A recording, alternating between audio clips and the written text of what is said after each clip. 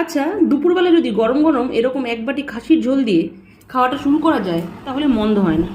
এই রান্নাটা একদম সাধারণভাবে বানিয়েছি, কিন্তু খেতে অসাধারণ। খাসি বলে কথা তো। প্রথমে কিছুটা পরিমাণ মাটনের পিস নিয়ে ভালো করে ধুয়ে জল ঝরিয়ে গ্যাসে একটা কড়াই বসিয়ে জিরে ফোড়ন দিয়ে থেতো করা রসুন দিয়ে একবার নেড়ে চেড়ে কুচুনো পেঁয়াজ দিয়ে আবারও নেড়ে চেড়ে পেস্ট করা রসুন, কাঁচা ঝাল, আদা, জিরে একসঙ্গে বাটা ওই পেঁয়াজের ওপর দিয়ে একে একে কাশ্মীরি ঝাল, নুন, হলুদ দিয়ে ভালোভাবে কষিয়ে মাটনের পিসগুলো ওই মশলার ওপরে দিয়ে ভালোভাবে নেড়েচেড়ে কেটে রাখা টমেটো দিয়ে খুব ভালোভাবে লো হিটে চাপা ঢাকা দিয়ে কষাতে থাকলাম। কিছুক্ষণ পর মশলা থেকে তেল ছেড়ে এলে আর মাটন 50% সেদ্ধ হয়ে গেলে এবার কিছুটা পরিমাণ মাটনের চর্বি আর ভাজা আলু দিয়ে প্রেসার করে 2 সিটি।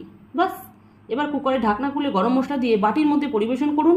সেন্ট পুরো ঘরময়। এবার দুপুরবেলা অন্যদিনের মতো বাটা, শাক, ডাল সব আইটেমকে সাইড করুন, শুধুমাত্র মাটন দিয়ে শুরু করুন আর মাটনেই শেষ করুন। এবার গরম গরম ভাতের সাথে আপনার পছন্দ মতো একটা পিস নিন, মাখুন, মেখে সোজা মুখে দিন। আবারও একটুখানি আলু, একটু মাটন, একটু ভাত। ফার্স্ট টু লাস্ট এই মাটন দিয়ে ডানারের কাজ একদম শেষ করুন।